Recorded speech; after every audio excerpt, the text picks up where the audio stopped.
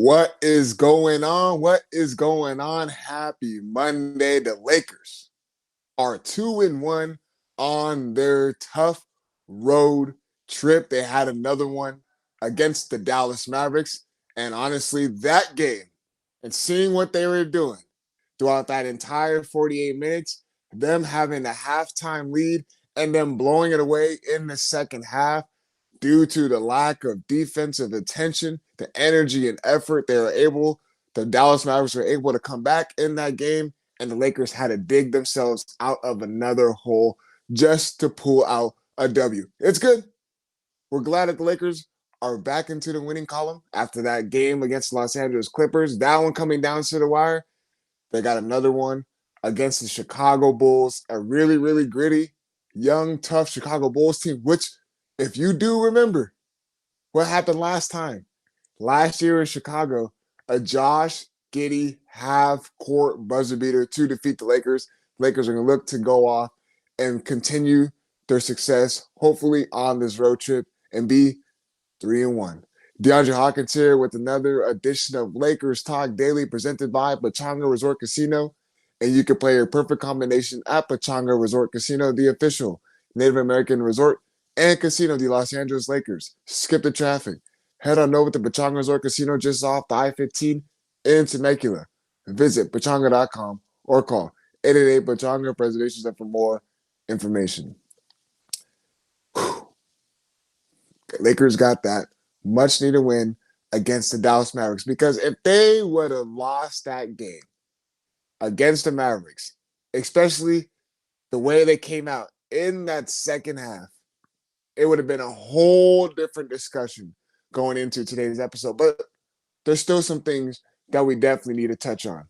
First things first, shout out to Rui Hachimura, hitting some clutch time shots, big time jumpers in the stretch against the Dallas Mavericks. A guy, I'm going to call him out early. I'm calling him out early. A guy by the name of Greg Bergman literally came on the DeMarco and Travis afternoon show and had a nerve to say that he would rather have Drew Timme right now than Rui Hachimura. Hey, just by the way, Rui Hachimura, this is the second game in a row where he was able to provide clutch shots, especially again, the final 2 minutes, the final 3 minutes. He was able to provide the necessary offense that the Lakers needed. So I wanted to give that out early. So going into that first half, Lakers looked really good defensively. The Dallas Mavericks were struggling to get in and out of the lane. The Dallas Mavericks were struggling shooting the rock. The Lakers did a good job of keeping guys in front, getting solid stops, and their offense was clicking in that first half against the Dallas Mavericks. Beautiful thing to see. Basketball is good. But we know what the story is with the Lakers. We know how it comes to them when the second half starts. They always start off slow when the second half comes. The Mavericks were able to take the lead. Take the lead after the Lakers had a good margin of victory heading into halftime. And I have to do this. We have to be honest when it comes to certain guys. Honestly, when it comes to just this roster, we have to be honest with this team. And there's one individual player that I have to call out.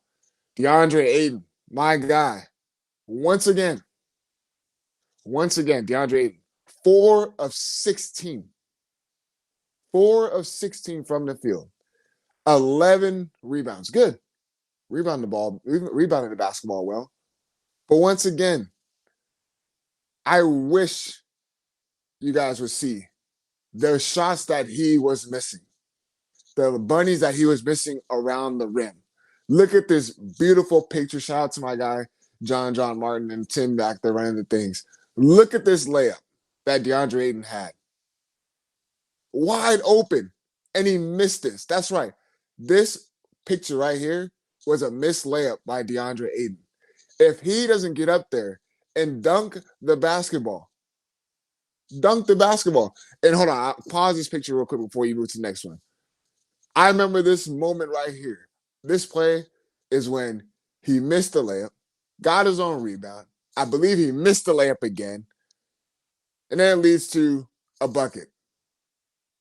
He has to start finishing these if he wants to be the big man for this team. It's so crazy to me how when the Lakers did sign him, in the offseason, everyone was like, oh, yeah, DeAndre Ayton, the Lakers got him for cheap. This is going to be a proven year. He's going to be able to do all these things. He's going to be the big man that the Lakers need. And we try to be honest. We try to tell you guys that he's going to be up, down, up, down. And it's crazy that now we're starting to get to the halfway point of the season. And there's a lot of people who are through all of social media like, well, this is the version that the Lakers got of DeAndre Ayton. And honestly, that is bad. That he's missing bunnies, easy layups like that. You saw the graphic right there. The Lakers were up 46-35. Chances to keep on pushing the lead up, pushing the lead up. When you're missing bunnies like that and you can't get yourself in rhythm, there's nothing else you can do but take him out of the lineup. And that's been the storyline with DeAndre Ayton. There is games we can't close it out for JJ Redick.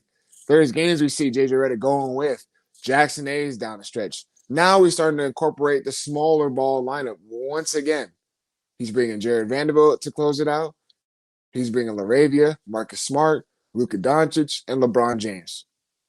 I know these past two games, Rui Hachimura's kind of been in the mix of finishing and closing out games. But if you're DeAndre Ayton and you can't provide anything else and you're getting upset that you're not touching the rock, my brother, you had 16 shot attempts. There's no need to complain about you not touching the rock. It's time for you to start finishing. You can see him and Luka Doncic just not being in sync. When he rolls to the basket, Luka Doncic is expecting him to roll at a certain spot, at a certain point in the rim. Think about it. When he is in the pick and roll game, when you're in a pick and roll game with Luka Doncic, there's one thing that you need to keep in mind with him. When he's throwing the ball up, he's expecting you to be right by the rim to dunk it. Why is it that when he rolls to the basket, it's not a dunk? I would say 75% of the time, 80, DeAndre Ayton's not dunking the rock. He's catching it, bringing it back down, and then putting it right back up. I see people in the YouTube chat, they're saying that DeAndre Ayton, they're comparing him to Kwame Brown. Look, man, I really, really hope we don't run into that. I really, really hope that is not the case. But he has to catch the rock. He can't be bundling the rock. He's got to be able to roll hard to the basket. He's got to be able to dunk the rock. Can we just pull up those pictures one more time if we guys have it? Pull up those pictures one more time because it just really frustrates me. Right around the rim, a bunny that DeAndre Ayton is missing right there, right around the rim. And look at that. The Lakers are up 65-52 at this point. And I remember this play. This is when Luka Doncic threw it up. Beautiful pick and roll game. He misses it. First off, he missed it really bad. I don't know if it was the timing. He just mistimed his jump. But then Luka Doncic is walking towards, honestly, the Dallas Mavericks locker room. He's like, oh, I got to go to my actual locker room with the Lakers. He is frustrated. You see his reaction right after the play. It's very, very frustrating to see something like that happen. His teammates were starting to notice the frustration. LeBron's starting to notice it. Everyone's starting to get a little frustrated with DeAndre Ayton. I'm not saying he's the sole reason into why the Dallas Mavericks started to come back and chip away in the lead. But when you look at these picks, look how close he is to the rim. There's no one contesting it. This is just him flat out missing layups. This cannot happen. And it's getting to the point where JJ Redick cannot finish and close out games with him. That's why we're starting to see the smaller ball lineup. So enough with DeAndre Ayton. This Lakers team, I'm telling you, I'm going to stand by it. I'm not going to say the Lakers need to make a trade. I'm not going to say the Lakers need to do this come trade deadline, which is honestly a week away. They possibly will do something because the product that's being out there, with DeAndre Ayton, the ups and downs, you can't really rely on Jake LaRavia sometimes here and there. And then you come in, you look at the rotation. Jared Vanderbilt's been playing well, but he hasn't really provided that much scoring. But he does help out a lot of defensive end of the floor. Marcus Smart is possibly playing too much minutes because he can get out of control down the stretch. But he does provide a lot with this Lakers team that they don't have. You look at who else is on that rotation. It's like, who do you really have on a consistent basis? And that's where I cannot wait for Austin Reaves to get back in this lineup. I cannot wait for him to get back in this lineup. First off, for the scoring aspect, we see how he was scoring at a high rate, and pairing him alongside Luka Doncic, and then finally LeBron James playing, we can finally get the three of them on the basketball court together. It's been a long time since we actually seen that action. So it's not going to look pretty as soon as Austin Reeves steps on the basketball court because guess what? It's going to be another thing where the Lakers have to figure out spacing, figure out plays, figure out ball movement, figure out defensive matchups. Because, yes, as much as Austin Reeves is going to help this team out scoring wise and being able to provide different looks defensively for other opponents, you still have to figure out the defensive aspect of this Lakers team. And it's going to be an issue and it's going to be a problem. And the fact that they just really couldn't get out there and close out a game where they were up like that at halftime, and you allow a team like the Mavericks, who have been struggling, who haven't really been playing their best basketball, you let a team like that just hang around. And that's what worries me is that the Lakers thrive on clutch games instead of putting away opponents. At some point, you can't keep on relying down the stretch on your offense. They're lucky enough that they got big threes from Rui Hachimura late in that stretch, two big time 3-point shots. I know LeBron James spoke on that, saying that him and Rui went to dinner and talked about how he has to be able those shots he missed in the stretch. They're going to need those again in clutch games, and Rui Hachimura provided that. And one more thing about Rui is that there was an article in regards to Dan Wojcicki. He wrote this on The Athletic, and in regards to Rui Hachimura possibly playing off the bench, possibly being a role player off the bench, knowing that the Lakers have struggled with their bench production as far as in the offensive category. Guess what Rui Hachimura's response was? We're thinking that it's going to be a selfish response. I don't think I need to be a. I think I need to be a starter. I'm not a bench guy. I don't. There's no need for me to be a role player. No. Besides that, he actually understands the job. He actually understands the role. He responded and say, "I wouldn't care if I came off the bench because he's still going to get his." And honestly, excuse me, he's probably going to get his even at a higher rate. He shoots one of the higher percentages on the team. And he said that he is very, very open into coming off the bench for the Lakers to keep LaRavia and to keep Marcus Smart in the starting rotation, knowing that they can provide more defensively than he can to a certain extent. Knowing Austin Reeves is going to be back in the mix, he's open to coming off the bench. Now he's starting to have a buy-in. You're starting to understand the product. He's starting to see how much he can provide a spark for the bench in the scoring aspect. Hopefully he can provide more defensively with his size and his ability. We're going to start seeing a lot more different lineups as soon as Austin Reeves gets incorporated back into the lineup. And once again, I cannot wait. And honestly, credit to the Dallas Mavericks for cutting away, chipping away, and playing basketball like that because when they got out to that big run and they took the lead, I was like, there's no way the Lakers are going to be able to respond. You let a team like that take the lead after you have a double-digit halftime lead, and the way that they came in there in that second half, they were very flat-footed. They were getting blown by left and right. Nobody was able to defend. The Mavericks were able to get inside the paint whenever they wanted. But luckily, the Lakers have a high-powered offense, and they're able to do things offensively to keep them in a lot of these basketball games. But the Lakers got the Chicago Bulls tonight. We remember what happened last time the Bulls and the Lakers played in Chicago. It had to do with the Josh Giddey half-court heave. We'll talk about a little about that game and also something that happened 6 years ago. We'll talk a little about that. And I'm bringing my guys from the back. But before I do any of that, I got to let my partner, Zapachanga, give you guys a quick word. At Pechanga Resort Casino, you can rock and roll, sip and slide, twist and shout. Play your perfect combination at Pechanga Resort Casino, official Indian gaming sponsor of the Lakers. All right, welcome back to Lakers Talk Daily. The Lakers are taking on the Chicago Bulls in Chicago. The Lakers will look to be 3-1 on their brutal 8-game road trip. The Bulls are playing good basketball right now, man. They are 23-22. Playing team in the Eastern Conference. However, they just came off of a buzzer beater win last night, I believe, against the Boston Celtics. A Kevin Herter corner 3-point jumper on Derrick Rose jersey retirement night. So the Bulls are going to look to keep on playing well. They're 15-9 at home, so they haven't taken care of business on the home court. The Bulls are scrappy. They're a gritty team, and it just worries me that their athleticism and the way they kind of get out and run, how it's going to favor the Lakers in this matchup. We'll see. I don't want to spend too much time with this game because honestly, the Lakers need it. They know what they have to do, and they come out flat-footed. They come out not defending. They come out letting the Bulls get whatever they want. It's going to be a long night. But if they do defend like the way they did against the Raptors, if they do defend like they did against the Denver Nuggets in the second half specifically, then we'll start to see something different. If they do play the way they did in that final stretch against the Clippers, we'll start to see something.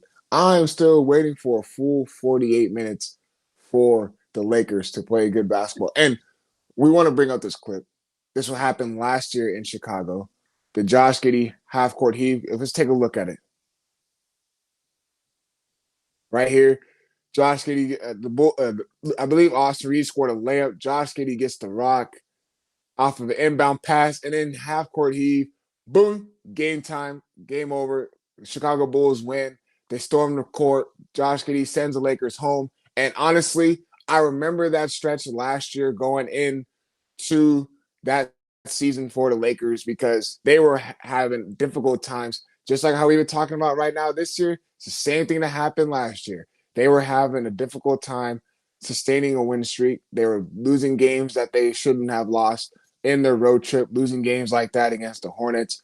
It was a very, very hard watch sometimes in that stretch last season for the Lakers compared to the same thing this season where they don't have the right personnel. They don't have the right guys to defend. And they went in there to a Bulls team last year. We're like, okay, here we go. Lakers have a chance to win. The Lakers are going to win this game. Austin Reeves did a good job getting to the driving lane. And what happens? The play is never over. Shout out to Josh Giddey. A half-court shot to win the game. That is very, very tough. But you let a team like the Bulls hang around, could potentially be the same story. Remember, they just came off of a buzzer beater win against the Boston Celtics. This is a good Bulls team. The record, although it says 23-22, they're still a solid basketball team. Everybody, like we all say, they're going to give the Lakers fits. The Lakers are going to get everyone's best game. But some 6 years ago today, going to have to bring this up. This was 6 years ago today, the passing of Kobe and Gigi. And honestly, just wanted to bring this up because Kobe Bryant still means a lot to all of us in the LA community and, of course, for the Lakers organization. And just want to take a moment to definitely recognize him and his family and the beautiful thing that Kobe Bryant that Kobe gave to the game of basketball, and the stuff that he was getting ready to do. Life after basketball was going to be incredible and a beautiful thing. Honestly, when you think back and you look back at Kobe Bryant and the way he represented the game of basketball and the way he went out there and had that grit, that grind, that toughness, it was something that, he's one of a kind for sure. And I just definitely want to take this time to definitely, rest in peace to both of them. And growing up, Kobe was one of the greatest icons I ever looked up to, for sure. He's definitely my GOAT. I know everyone be talking about the GOAT conversations. Don't really need to get into that, but Kobe is definitely my GOAT. I have nothing but posters in my room. I definitely looked up to him, the way he represented the game, the way he went about it. So yeah, 6 years ago today is, the passing of Kobe Bryant today marks 6 years. So definitely want to touch on that. And I know you guys were saying that in the YouTube chat. Don't worry, I was definitely going to touch on it. I cannot forget. I definitely cannot just let that slide over and pass and not talk about him. And I just remember his greatness, and I just remember every single one of his clutch moments, every single one of his attitude. It's really hard to see that. There's not really that much passion. Like, I could be wrong, but you see it. You hear of passion, you hear of grind, I think of Kobe Bryant, just the way he went out there and performed. And so, yeah, I didn't want to spend too much time on it, but this is definitely one of those I wanted to hit on. But hopefully it's not too early. We're getting toward the second half of our show. My guy John, what you got back there, my guy? I'm here. Can you hear me, D? I hear you loud and I'm clear, here. brother. Listen, brother, I just wanted to say I really appreciate you making that time to, pay some homage to Kobe, an LA native, and I'm born and raised in this city, and grew up loving Kobe Bryant, and his impact is way beyond basketball here. For sure. But with that said, the Lakers are heading down to the Windy City to play a young and energized Bulls team. Let me tell you something, bro. Ever since that Derrick Rose jersey retirement, these guys have been on a little heater. They took off the Timberwolves and the Celtics, as you mentioned. And I think they present some problems for the Lakers. They're a young, athletic, paced. These guys can run. They're thoroughbreds. They got bigs that can space the floor. Vucevic, USC guy, he can shoot. They got athleticism. Matas Buzelis, bro. Have you seen him? Oh, hey, so Buzelis is a guy that you look at him and just the way he's structured on the basketball court, and it's the way he looks. You'd be like, well, nah, he actually can go. He is really, really talented. He has a lot of things special on the basketball court for sure for the Bulls. Yeah, he's good. Kobe White is having a great year, and then of course, bro, Josh Giddey. Josh Giddey is balling. But yeah, this team is playing really well, and they're actually the type of team that presents problems for the Lakers. So I'm very interested to see what happens tonight. But I kind of had some little fun facts, fun trivia type things that people may not know about Chicago that I'm like, okay, that would be kind of fun to get into. For sure. One of the first things I looked up was the backwards river. So the Chicago River is one of the only rivers that flows backwards in the world. So that's kind of like, whoa, I did not know that. That's kind of cool.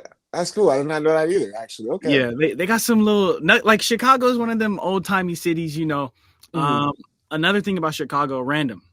This place has movable bridges. It has more movable bridges than any city in the world. So it's one of those, like, the architecture there is insane. I was actually in Chicago on a layaway last week, and it was cold, bro. I believe it. Yeah. I believe it. That's the Windy City for a reason. We just witnessed the Rams coming into Chicago. We see that weather was looking like. So I wouldn't doubt it, man. And we're not even gonna speak on the Rams, but the river looked like a slushy out there. But yeah, bro, that's my little 2 cents, man. I hope the Lakers can get it done, and yeah, man, we hope for the best. So you brought up as far as the Bulls, how they're young. You mentioned Vucevic, you mentioned Kobe White, you mentioned Josh Giddey, you mentioned Buzelis, you mentioned Patrick Williams, who always will be centered around the Lakers for some reason when it comes to trade. Patrick Williams, a guy who I'm letting you guys know right now in the YouTube chat all over, whoever's watching this, absolutely not. Do not, if the Lakers were even to be rumored to be trading for Patrick Williams, I would literally go in there and be like, do not do it, do not do it, do not do it. That'll be a waste of draft picks. That'll be a waste of, I'm telling you right now, do not do it, because you want to talk about inconsistency. That is Patrick Williams. He is talented, but he can be very, very inconsistent for the Chicago Bulls. And he just does not, he's not going to move the needle enough for this Lakers team. Again, if you're going to make a trade, if you're going to do something this season, you're going to have to make sure that that trade target that you're getting is going to be sent around and paired up for Luka Doncic, not only for this season, but for the following one, and hopefully for the next one after that. You want to try to pair someone that can defend. Yeah. That can be athletic. That can go out there and run. You want someone that can help him out defensively. You got to bring guys around Luka Doncic, and you especially want to extend Austin Reeves, you're going to have to put pieces around them, both of them, defensively. Guys who can rebound. You guys seen it with your own eyes with DeAndre Ayton. He struggled to rebound. He struggles to finish around the paint. He struggles to protect the rim at times. Well, that's what the Lakers need. They need more rim protection. They need more guys that can go out there So and finish. Yeah. D, Yeah. are we writing off Aiton? Are we how do we feel about the Aiden experiment? Like, The Aiden experiment was very, very good. so you're saying it's over. You're speaking in past tense. It was. I went. Let me switch it. Let me see. The Aiden experience. You know what? I'm gonna be honest. It was good in the beginning. The numbers looked good. He was making a lot of impact. He was doing a lot of things. He was saying the right things in press conferences. Saying the right things in press conferences. He was rolling hard to the basket. There was no what's it called? You could see the timing of him rolling to the basket. Luka Doncic throwing him up a lob. Everything looked good. They looked in sync. And as the course of the season started to go on, there's times he's not rolling to the right spot. And then when he's coming out there in press conferences saying that it's hard when I'm not touching the rock. You know, that's why it's kind of hard for the spacing aspect when I'm not touching the rock.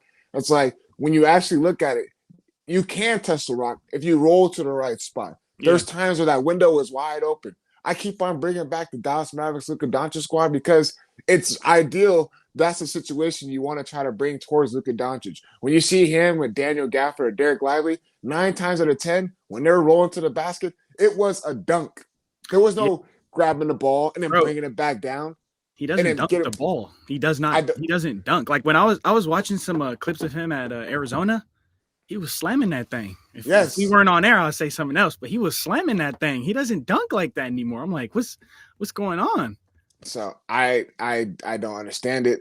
I don't understand why it's a hard struggle for him to get into the right spots to be successful. But he's not the only one. If I'm being honest with you, John, there is times where we see Luka Doncic, and there's times where we see him kind of struggle and get into a rhythm. Everything has to be a settle for a three. But when he's driving hard to the basket and he utilizes his side and he gets fired up, that's the type of Luka Doncic that we need. Those defensive possessions against the Dallas Mavericks, JJ Redick said it himself when he was actually sliding his feet, forcing shot clock violations, forcing Brandon Williams to take a contested jump shots. Here's one play where he cut off Brandon Williams. LeBron James stole the rock, and he was able to drive it down and get a dunk. Those are good plays, and those are defensive possessions that the Lakers are going to need from Luka Doncic. It didn't lead to him getting a steal, right? It didn't lead to him doing that, but he was able to cause a turnover because a defender was able to come off, cut him off, get a steal, and it led to a transition bucket. Something different in the Lakers' offense. We're then relying on a half-court offense that is always isolation, one-on-one with him or LeBron. And honestly, it's going to be the same thing when Austin Reeves gets in the mix. Only thing that's different is Austin Reeves' first thing, I'm going to get to the basket, and then I'm going to look to kick out, or I'm getting to the free throw line. Remember, the Lakers are having success by doing what? Getting to the free throw line, getting layups, and not settling for three-point shots because three-point ball has not been their bread and butter for these couple of seasons. I know JJ Redick wants him to shoot more threes, but if you don't have the personnel to do so, okay, draw up something so we can get a nice play to the basket and then play the inside-out game. Not everything has to be a step-back, contested three-point shot. I know he has the ability to do so, but they got to play better as a team. You can't just call it one individual guy. DeAndre Ayton was just a bigger piece of the pie because of what he was doing against the Dallas Mavericks. But there's a lot of other guys on that roster. You can be like, you got to do more. You have to do your role. You got to do this. It's easy to say that because they don't play a full 48 minutes. And honestly, it's getting tiring to say that, hey, they did a good job at this half, but this half they didn't do well. How about, hey, they had a complete game for the full 48 minutes. That's where I want to get at with this Lakers team. And it's going to take a lot just to get that out of them because they don't have the right personnel to do that. But they got another one, John. They got a chance to go 3-1 on this road trip. It's going to be tough. We'll see what happens. We'll see what happens. But as always, we're going to close it out. Once again, Lakers got the Chicago Bulls in the Windy City. Can they go out there? And can they keep on building and moving towards the right direction? Trade deadline is less than a week and a half away. Let's see what the Lakers are going to do. As always, I appreciate you guys tuning in. Rest in peace, Kobe Bryant. 6 years ago, Today marks 6 years of his passing. Love what he did for the game. Kobe Bryant will forever be my GOAT. As always, appreciate you guys tuning in. We'll talk to you guys tomorrow. We out.